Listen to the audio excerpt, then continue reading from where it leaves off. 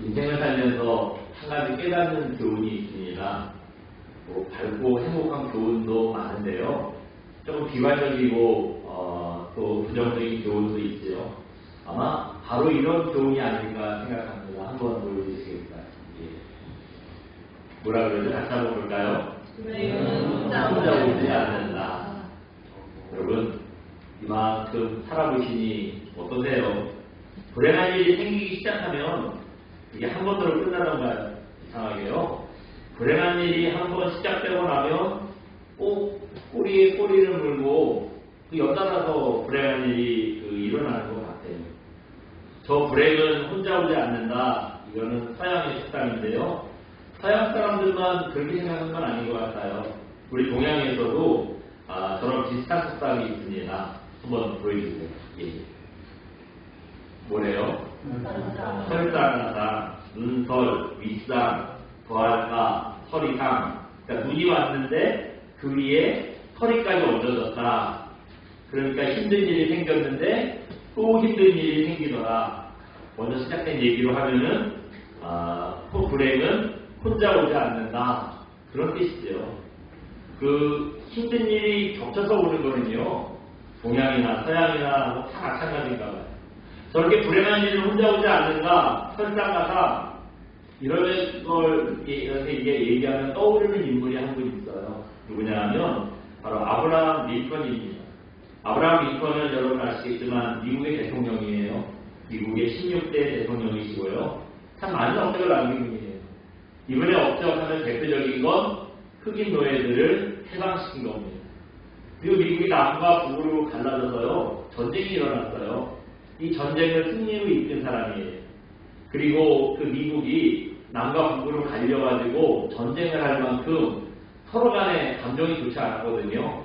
그래서 그 남북전쟁 때 여차하면은 미국이 그 오늘날과 같이 넓은 큰 땅의 한 나라가 아니라 중간에 서로 분단이 되는 위기가 있었어요. 근데 이거 승리를 이끈 다음에 이 링컨이요. 그 나라가 분단되지 않도록 남과 북을 잘 화합을 시켰습니다. 이게 이분의 업적이에요. 그래서 바로 이런 점들 때문에 아브라함 링컨을 지금까지 그 미국 사람들이 존경하는 지도자, 1번 그렇게 얘기를 하더라고요. 그러나 이런 업적과 존경과 어울리지 않게 링컨은요 참 어려움이 많은 분이었다 그래요. 제가 이분이 당한 어려움 몇 가지만 좀 정리해봤습니다. 가난한 집에서 태어난 덕분에 6살 때부터 일을 했대요. 여러분 6살이면 도대체 유치원도 못 갈 나이인데 그때부터 일을 했다는 거예요. 학교는요 초등학교 졸업장도 아니고 중퇴 3학년밖에 못 가는 거예요. 그리고 그 얘기는 그 이후부터는 이제 돈을 벌었다는 얘기죠. 4살 때 여동생이 있습니다. 9살에는 어머니가 돌아가세요. 청년이 돼서 결혼을 약속한 약혼자가 있었는데 이 약혼자도 죽어버려요. 그리고 자기의 두 아들도 먼저 하늘나라로 보내는 슬픔을 겪습니다. 이 정도 아픈 거 가지고 이분이 참 고난이 많다 할 정도가 아니에요. 가족자만 힘든 게 아니었어요. 가난해서 닥치는 대로 일을 했어요. 이분을 거쳐간 직업의 모험을 살펴봤더니 농부, 뱃사공, 장사꾼, 군인, 우체국 직원, 그 기타 등등 10가지가 넘는 직업을 전전했어요. 또 사업을 실패해서 2번이나 망해가지고요. 빚이 엄청 많았는데 15년 동안 이거 갚느라고 아주 죽을 뻔했다는 거예요. 또 이분 대통령이 되기 전까지요. 각종 선거에서 아무튼 많이 떨어졌어요. 8번이나 떨어졌답니다. 그러니까 8번 떨어지는 정도는 나가면 떨어지고 그랬다는 얘기죠. 근데 이걸 다 이기고 대통령이 됐어요.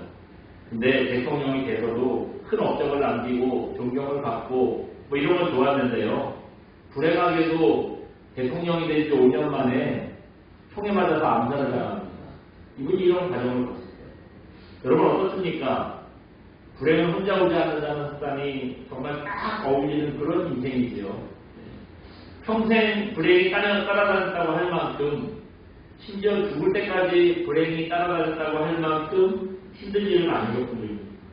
그런데 링컨은요 이렇게 계속되는 불행을 맞이하는데도 불구하고 한 번도 좌절하거나 낙심하거나 포기하지 않았다 그래요. 의지가 참 굳은 사람입니다. 그래서 본인은 본인의 의지가 굳어서 그런 게 아니라 바로 예수님 때문에 자기가 이런 고난을 견딜 수 있었다 얘기를 합니다. 9살에 어머니가 돌아가셨는데요. 어머니가 돌아가시기 전까지 어머니가 늘 이 링컨에게 성경책을 읽어줬어요.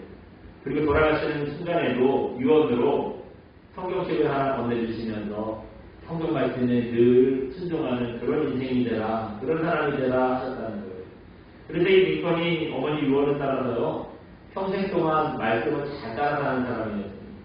그래서 대통령 이전에 순종의 사람, 기도의 사람, 링컨은 대표하는 말이에요. 그래서 백악관에 가면은 그 링컨이 기도하는 기도방이 있었대요. 그래서 무슨 문제가 생기면 무조건 먼저 들어가서 기도했다는 거예요. 2시간, 3시간 기도하고 나와서 이제 우리 그 문제를 논의해 봅시다. 그렇게 했다는 거예요.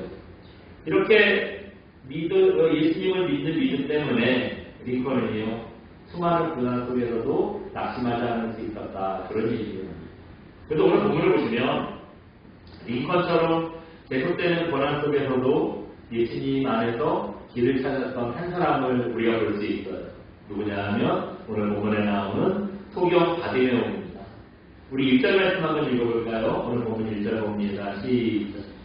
시작. 12절이 아니에요. 죄송합니다. 41절입니다. 41절 봅니다. 시작. 그들이 여리고에 이르렀더니 예수께서 제자들과 허다한 무리와 함께 여리고에서 나가실 때 디메오의 아들인 형님이 거지 바디메오가 길가에 앉았다.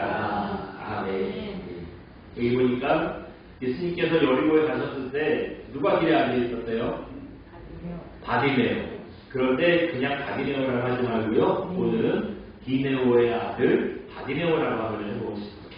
그 1절 보시면 바디메오가 그냥 눈이 보이지 않는 시각장애인에 그치지 않고요, 이 시각장애인이라는 이유 때문에 그 어려움이 계속 찾아왔다는 걸 알 수가 있어요.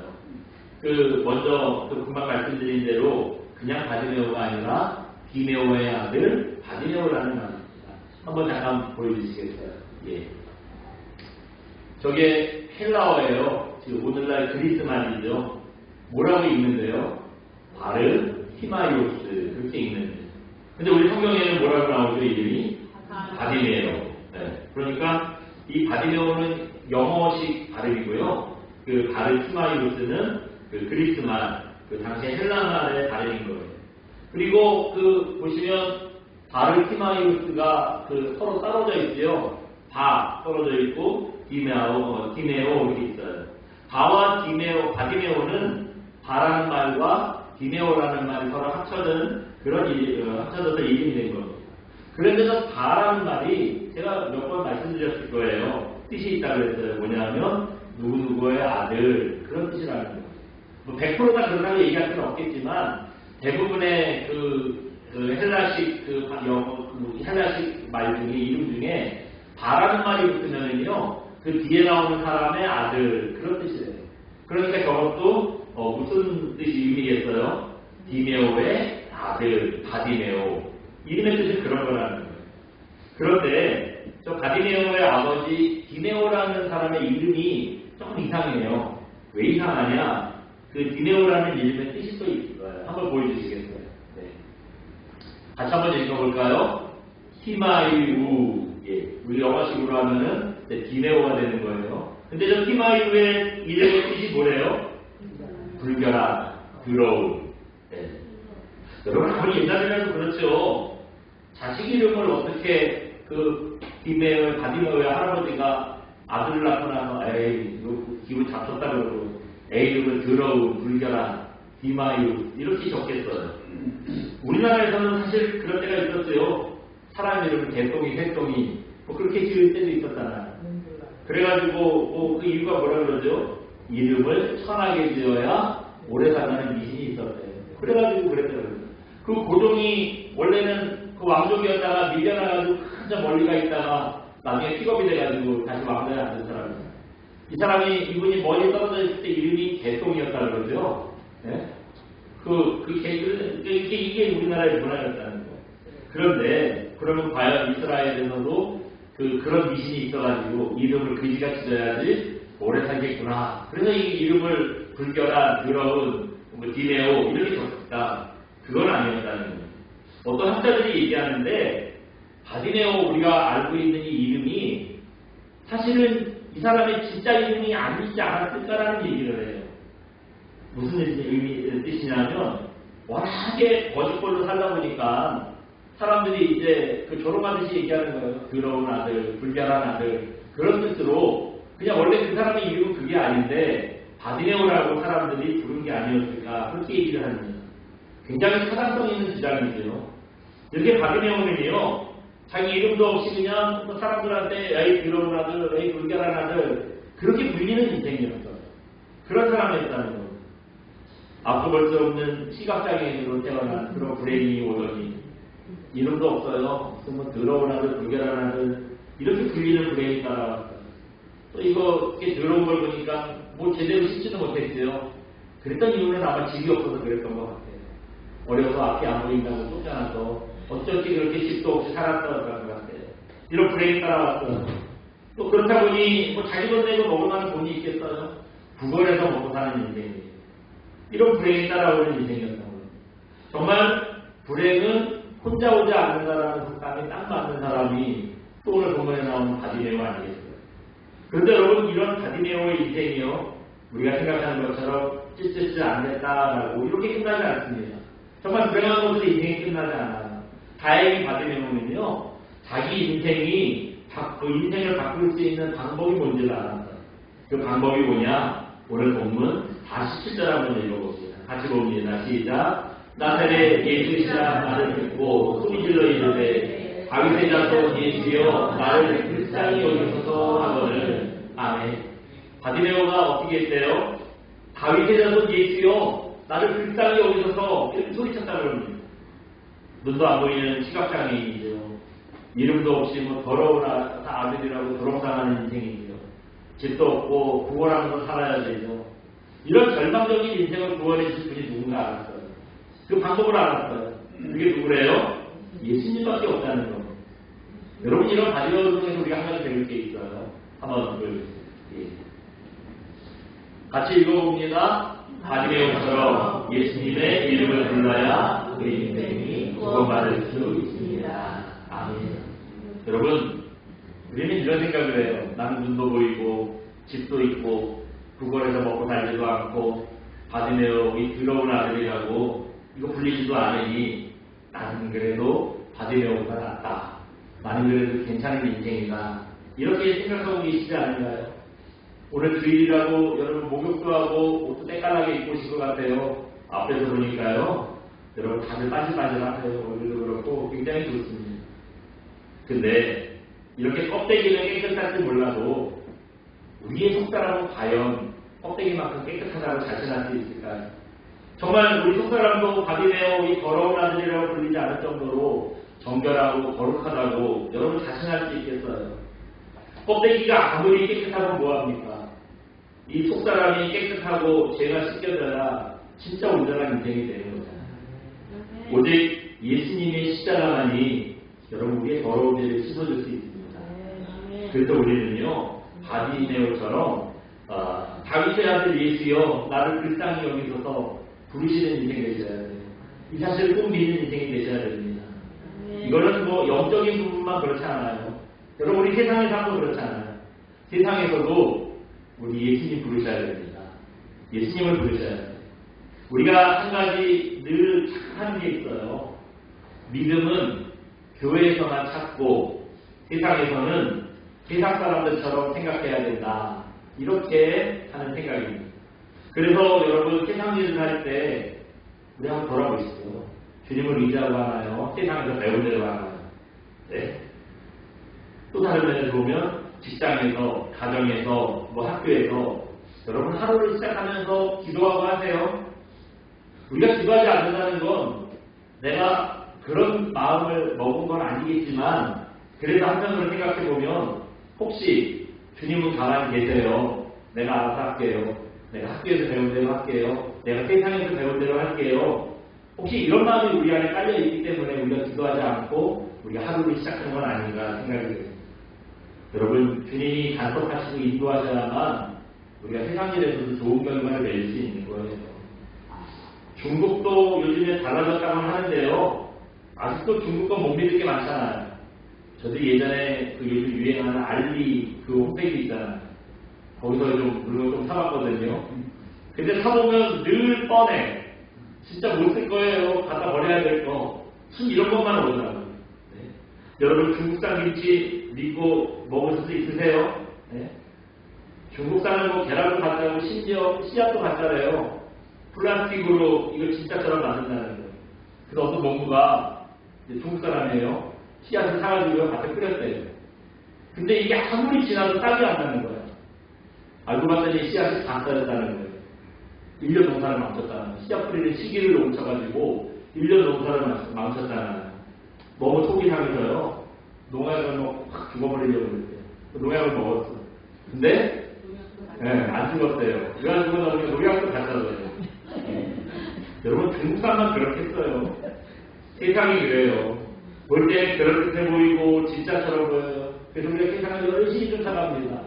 가서 보니 이게 가짜야. 구원을 얻을 능력도 없고 우리를 도와줄 힘도 없어요. 세상이 그렇습니다. 이런 세상에 여러분 속으시면 안 돼요. 예수님의 이름을 부를 때에만 우리의 삶도 온전한 열매가 맺어지는 겁니다. 그렇기 때문에 여러분 영적으로나 세상에서나 모든 삶에서 예수님의 이름을 부르는 저와 여러분 되시기 바랍니다. 그래서요 주님의 구원과 인도하심을 받는 그 귀한 종들 되시기를 주님의 이름으로 축원드립니다. 바디메오를 통해서 한 가지 더 깨달을 게 있어요. 한번 보여주세요. 네, 읽어봅니다. 바디메오처럼 더 큰 용기가 필요합니다. 여러분 우리가 믿음으로 살려고 할 때요 사실 제일 중요한 게 뭔가 보니까 믿음이 아니더라고요. 믿음으로 살려고 믿음이 필요한 게 아니라 믿음으로 살려는 용기가 필요하죠. 우리가 정말 세상을 살 때 예수님 믿어야 된다, 따라야 된다 알아요. 압니다. 근데 잘 못 따라가는 이유가 뭐죠? 용기가 없어서 그래요. 사람들 눈치도 그렇고 여러 가지 그 자신할 수도 없고 우리가 믿기는 믿는데 그거 의심하는 건 아닌데 막상 그렇게 따라가려니 걱정이 확스리가 되는 거예요. 용기가 필요한 거예요. 이런 결과적인 상황에 나를 구원해 주실 분 예수님밖에 없다는 거 바디메오도 알았어요. 근데 바디메오와 우리가 틀린 점이 있어요. 뭐냐 하면 그 기회를 놓치지 않았다는 겁니다. 어떻게든지 주님 만나야겠다고요. 큰 소리로 예수님을 따르는 모습이 바디메오에게 있었어요. 우리 48절 오늘 보면 같이 읽어봅니다. 함께 봅니다. 시작. 많은 사람이 꾸짖어 잡자마자 내가 더 크게 소리질렀는데 알게 되었으며 나를 불쌍히 여기소서 하는지라. 아멘. 위에 46절 보시면 예수님께서 여리고에 오시자 이제 많은 사람들이 예수님 한번 만나보자고 막 부를 때처럼 몰려왔다는 거예요. 네. 생각해 보세요. 사람들도 다 예수님 만나고 싶은데 그런 마음이 막 불뚝 같잖아요. 그래서 여기 보니까 뭐라고 표현했냐면요 46절 두 번째 줄 보면은 허다한 무리와 함께 그랬어요. 그러니까 예수님 한번 떴다 하면은 동네 사람들이고 옆 동네 사람들이 다 몰려오는 거예요. 그걸 허다한 무리라고 표현했어요. 그러니까 얼마나 예수님을 만나고 싶어 했는지 예수님 만나고 싶은 마음이 얼마나 불뚝 같았는지 우리가 이 한 구절 통해서 알 수 있잖아요. 그런데 이거 냄새나고 더러운 바디메오까지 예수님 만나겠다고 쫓아다니니 사람들이 이거 좋아하겠어요? 나도 예수님 만나고 싶은데 너는 좀 장담하고 있어라. 이런 생각 들지 않겠습니까? 그러니까 뭐 더러운 놈만 시끄러 너는 좀 조용히 있어 막 구박을 주는데요. 바디메오가 주눅들지 않았어요. 이 기회를 놓치지 않고 사람들이 꾸짖었을 때 더 큰 소리를 얘기합니다.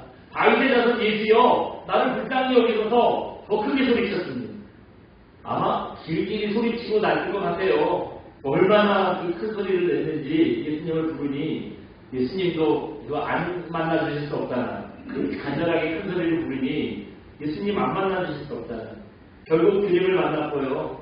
눈을 뜨는 은혜를 받았을 뿐만 아니라 영혼까지 구원받는 이런 영혼간에 강건해지는 은혜를 받았습니다. 예수님 만나는 거 여러분 이거 주님께서 원하시는 일이에요. 주님은 늘 우리를 기다리신다고 하셨잖아요. 내가 문 밖에서 두드리노니 누구든지 내 음성 듣고 내 문을 열면 내가 그에게로 들어가 그를 더불어 먹고 그는 나로 더불어 먹으리라. 요한계시록 4장 16절 그런 말씀이 있잖아요. 주님은 늘 우리 곁에 먼저 오셔서요. 우리 문 밖에서 문을 두드리고 우리를 기다리시는 분이에요. 그러니까 그님이 먼저 우리를 원하시는 거예요. 근데 우리도 그럼 우리는 안 그래요? 우리도 예수님이 꼭 필요하잖아요. 우리 인생 살 때 예수님 혹시 여러분 강하고 감당하게 하신 적 있으세요? 우리도 예수님이 꼭 필요합니다. 그렇다면 이렇게 주님도 우리 만나기 원하시고 우리도 예수님이 꼭 필요하다면 이거 양쪽 다 서로 위인이잖아요. 그럼 주님 만나는 일이 쉬워야 되고 순조로워야 되지요. 나는 혹시 조금 주님 만나고 싶은 마음이 없어도 주님이 우리를 그렇게 만나고 싶으시다면 좀 도와주셔가지고 주님 만나는 일이 순조롭고 쉬워야 되잖아요. 그래서 참 이상해요. 이렇게 중요하고 주님도 원하시는 일인데 이게 쉽지 않습니다. 좀 시간도 오래 걸리고 좀 어려워요. 주님을 만날 때까지 좀 순조롭지 않습니다. 고난도 있고요. 때로는 방해도 있고요. 금방 시간도 좀 걸려요. 여러분 그렇다 보니까 우리가 처음에 주님을 만나야 되겠다 가슴이 뜨거워져가지고 하는데 한 3일 기도해봐도 주님 잘 안 만나지거든요. 그래서 은근슬쩍 포기해버리는 거예요. 그냥 아유 만났다 생각하고 그냥 그렇게 생각하고 살겠다라고 하고요. 그냥 주님 만나는 거를 조금이라도 포기해버리는 겁니다. 여러분 그럴 때라도 절대 포기하시면 안 됩니다. 방해가 있고 나를 나약하게 만들수록 바디메오처럼 하셔야 돼요. 바디메오가 어떻게 했대요? 크게 소리 질렀다 그랬어요. 그 많은 방해와 그 해방들이 있는데 그걸 다 이겨내려고 더 크게 소리 질렀대잖아요. 여러분 우리에게도 마찬가지입니다. 주님께 나아가기 위해서 고난을 딛고 일어설 더 큰 용기와 끈기가 필요한 겁니다. 해야지 하면 좋지 남들도 만난다는데 나도 만나야지 이거 생각만 하고 있다 망설이다 보면 여러분 죽도 밥도 안 되는 거예요. 그러다가 그냥 내가 주님도 막상 못 만나봤는데 진짜로 주님을 만나야 되는 때가 오면 어떻게 해요? 이렇게 하루 이틀 지나다 보니까 그냥 교회만 나가면 되지 뭐 주님을 만난 적도 없고 기도를 해본 적도 없고 주님 말씀대로 살아본 적도 없이 습관적으로 교회만 나가다가 진짜 우리가 죽어서 하나님 나라에 가서 주님을 만나야 되는 상황이 되면 어떻게 합니까? 만약에 바리새오가 사람들이 시끄럽다고 구박을 줬을 때 기가 죽어서 잠잠했다면 어떻게 됐을까요? 여러분 누가 뭐라고 하고 어떤 방해가 있건 더 큰 소리로 주님을 불렀기 때문에 바디메오가 주님을 만나는 이런 은혜를 누리지 않았습니다. 미국의 강철왕 카네기를 취재하러 온 풋내기 작가가 있었대요. 시집 작가였지만 이 사람이 꽤 잘했나 봐요. 카네기가 이 사람 마음이 들어서요. 그 사람 잠재력을 알아보고 한 가지 제안을 합니다. 자네 3박 4일 동안 우리 집에 머물면서 나랑 같이 더 얘기해보지 않겠나? 이런 제안을 했다는 거예요. 잠깐 취재하러 왔는데 그 유명한 사람이 3박 4일이나 같이 나랑 지내면서 얘기하자고 하니까 이거 얼마나 괜찮은 제안입니까? 그래서 3박 4일 동안 카네기 집에 머물면서 카네기랑 같이 그 열심히 얘기하고 취재를 했대요. 이제 취재를 마무리할 때쯤 됐을 때 카네기가 이 사람 진짜 마음에 들었나 봐요. 한 가지 제안을 더 합니다. 뭐냐 하면 나만 취재하지 말고 성공한 사람들 내가 500명을 소개해 주겠네. 대신 20년간 꼼꼼하게 취재를 해서 책을 한 권 만들어봐.